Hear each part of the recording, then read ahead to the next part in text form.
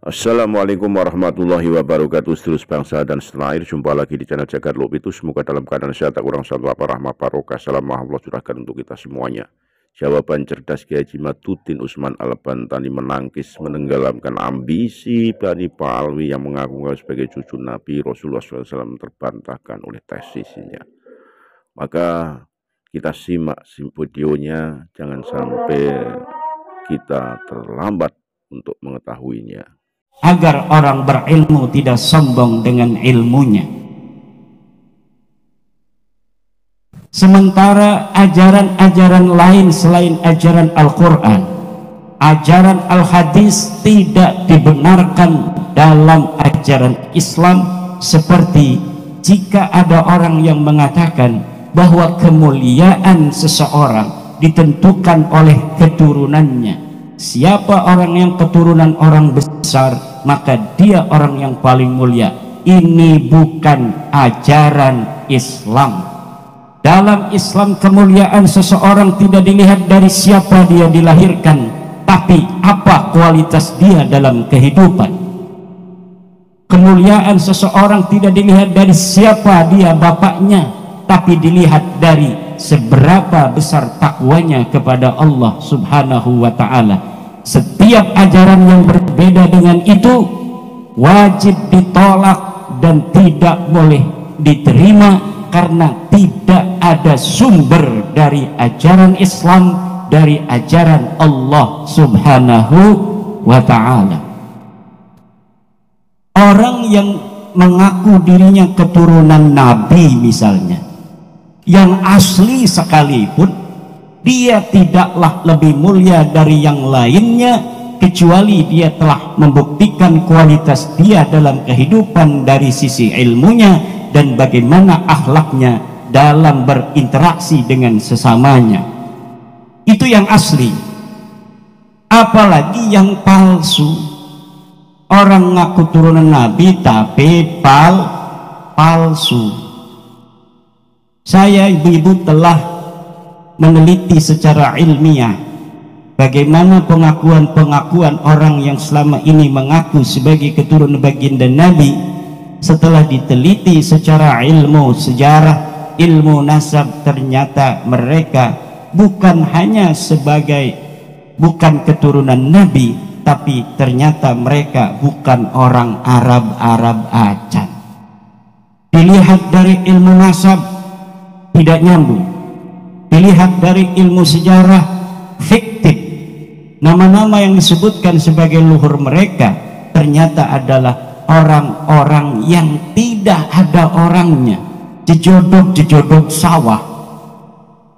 Disebutkan nama-namanya, tetapi kemudian tidak ada dilihat dari kesejarahan yang ditulis oleh ulama dari mulai abad ke-5, ke-6, ke-7, ke-8, ke-9. Tidak ada mereka disebut sebagai orang-orang yang mempunyai pangkat dalam kehidupan, baik sebagai orang kaya maupun sebagai ulama. Jangankan sebagai orang kaya yang mereka mengaku bahwa leluhur mereka pindah dari Irak ke Yaman membawa kekayaan berpuluh-puluh onta, ternyata itu cerita palsu belaka. Mereka mengaku bahwa mereka turunan Nabi yang pindah ke Yaman dari Irak. Ternyata saya telusuri, ketemu itu namanya. Memang Ahmad bin Isa adalah sebagai keturunan Nabi asli pakai sod. Dia ada di dalam kitab Tahdhibul Ansab 435 Hijriah. Dia ada di dalam kitab Muntaqilatut Talibiyah 470 Hijriah. Dia ada di dalam kitab Al-Majdi 490 Hijriah. Dia ada di dalam kitab Asy-Syajarah Al-Mubarakah 597 Hijriah. Dia ada di dalam kitab Al-Fakhri 700 Hijriah. Dia ada di dalam kitab Al-Asili 787 Hijriah.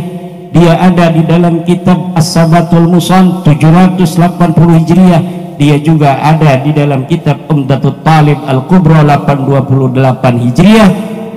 Tapi tidak disebutkan Ahmad bin Isa ini punya anak namanya Ubaidillah, di mana para Habib Ba'alawi mengaku sebagai keturunan Ubaidillah.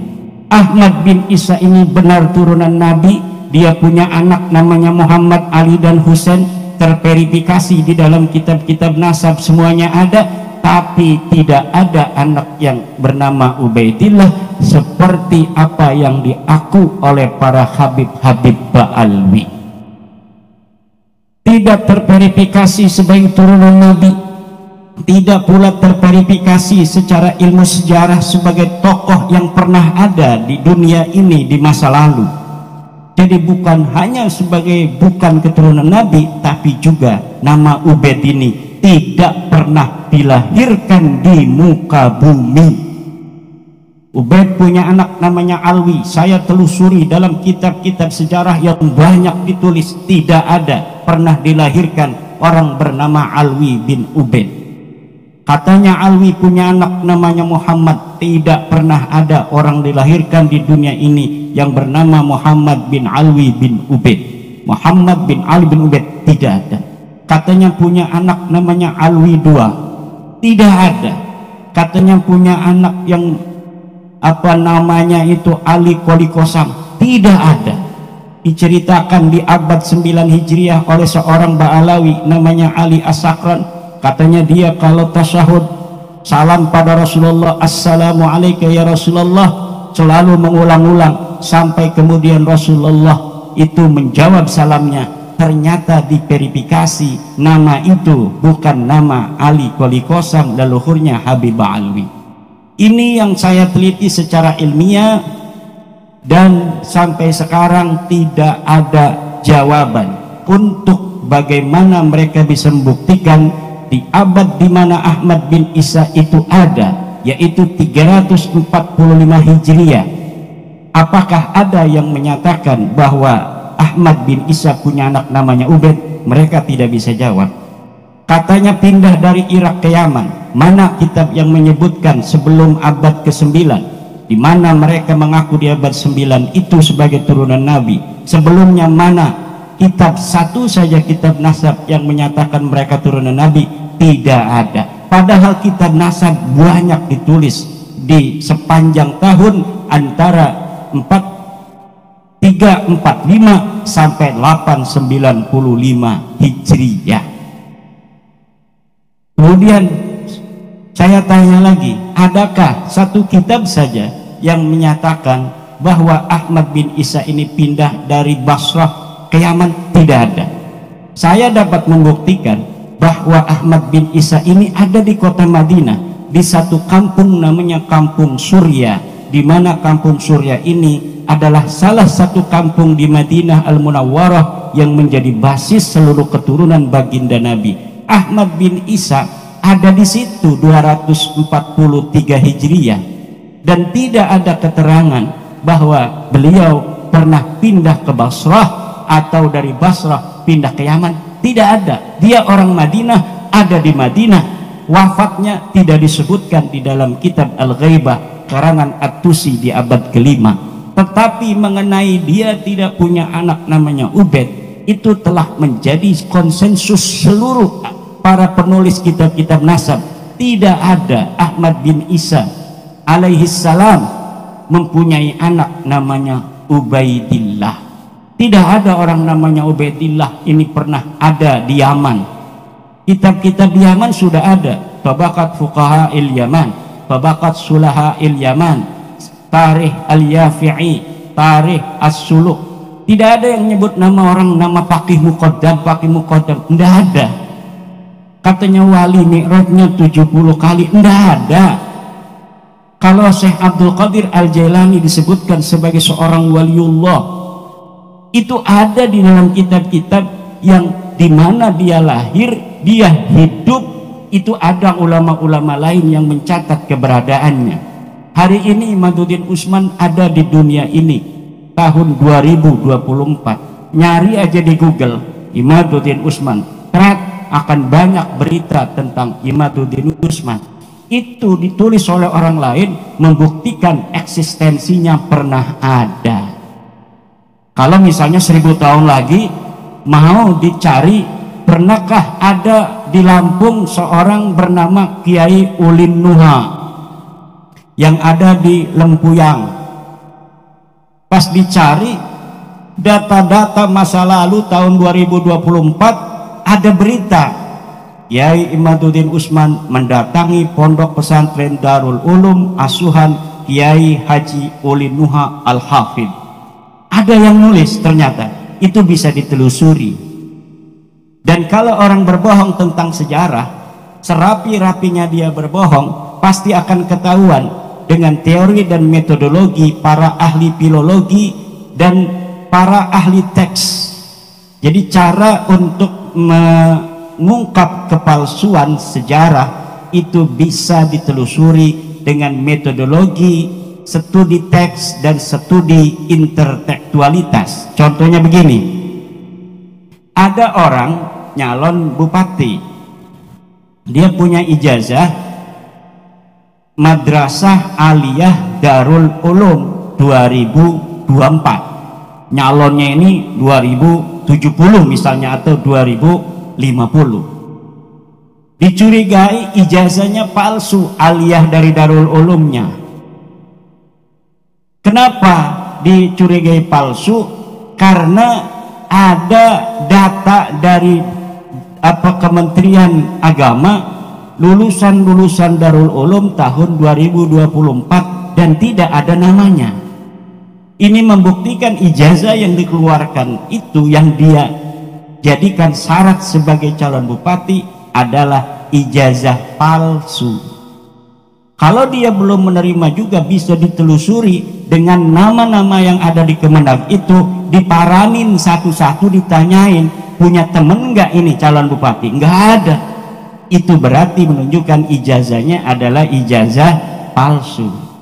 Atau ngaku-ngaku sebagai pengurus PCNU Lampung Tengah. Dia ngaku mau jadi menteri agama, dipanggil sama presiden, Bapak, saya mau angkat sebagai menteri agama, tapi harus ada syaratnya. Apa? Pernah menjadi pengurus PCNU. Oh ada, saya pengurus PCNU di Lampung Tengah. Dia bikin itu SK yang dari pusat PBNU, dia cantumin namanya dengan menghapus satu nama lainnya. Bagaimana cara mengetahui bahwa dia SK-nya palsu? Dengan teori metodologi intertekstualitas, yaitu muqabalatun nusakh, dengan membandingkan SK yang satu dengan SK yang lain yang dimiliki dalam tahun yang sama. Tentu misalnya Kiai Nur Hadi sebagai ketua PCNU yang mendapat SK dari PBNU 2024, kan ada nama-nama di bawahnya. Dibandingkan misalnya calon bupatinya namanya Samlawi, ketua PCNU Kiai Haji Nur Hadi, terus ada nama-namanya. Dia nyelipin sebagai wakil bendahara PCNU Lampung Tengah tahun 2024. Pas dilihat punya Kiai Nur Hadi, tidak ada nama Samlawi ini sebagai wakil bendahara. Kemudian sekretarisnya Kiai Nur Hadi yang sekarang juga hadir sebagai bendahara atau wakil sekretaris PCNU, ditanya, mana SK kamu tahun 2024? Ini SK saya. Dilihat lagi, bener nggak ada nama Samlawi. Yang ada nama Samlawi hanya di SK-nya punya Samlawi ini. Ini membuktikan bahwa pengakuan Samlawi ini sebagai pengurus PCNU di Lampung Tengah adalah palsu. Dan itu yang saya lakukan untuk mengetahui kepalsuan sejarah Ba'alwi. Dia menulis dalam kitabnya tahun 895 Hijriah bahwa kakeknya namanya Faqih Muqaddam ada di kota Tarim sebagai ulama mujtahid mutlak. Kemudian mempunyai ayah namanya Ali, punya kakek ulama besar Muhammad Shahid Mirbad yang menyebarkan madhab Syafi'i yang ada di Yaman. Kemudian punya ayah Muhammad Shahid Mirbad ini namanya Ali Qoli Qosam yang juga ulama besar. Setelah saya gunakan metodologi intertekstualitas, yaitu dengan cara mengambil seluruh kitab-kitab yang dikarang pada abad itu, tidak pernah disebutkan nama-nama dari keluarga Ba'alawi, baik dia sebagai ulama maupun sebagai manusia saja tidak disebutkan. Ulama-ulama lain disebutkan, ada yang dibunuh, ada yang mendapat kemuliaan, ada yang diangkat sebagai mufti, disebutkan nama-nama ulama itu di kitab itu. Tetapi keluarga Ba'alawi leluhurnya Faqih Muqaddam Shahib Mirbat tidak ada di kitab-kitab sejarah Yaman. Mereka mengatakan ini ada 180 kitab yang telah mengesahkan nasab mereka. Betul. Sekarang kenapa? Karena dari mulai ngaku 895 Hijriah sampai sekarang itu sudah 500 tahun. Dan dari mulai 895 Hijriah mereka menulis kitab-kitab yang banyak. Nulis kitab terus sampai ada ulama juga mengutip dari kitab-kitab mereka. Sehingga hari ini banyak kitab-kitab yang menyatakan bahwa mereka turun nabi. Tapi coba lihat, adakah kitab nasab sebelum abad ke-9 menyebut mereka turun nabi? Tidak ada, karena mereka mulai mengakunya tahun 895 Hijriah. Ini barokah banget ini. Gerimis-gerimis, alhamdulillah.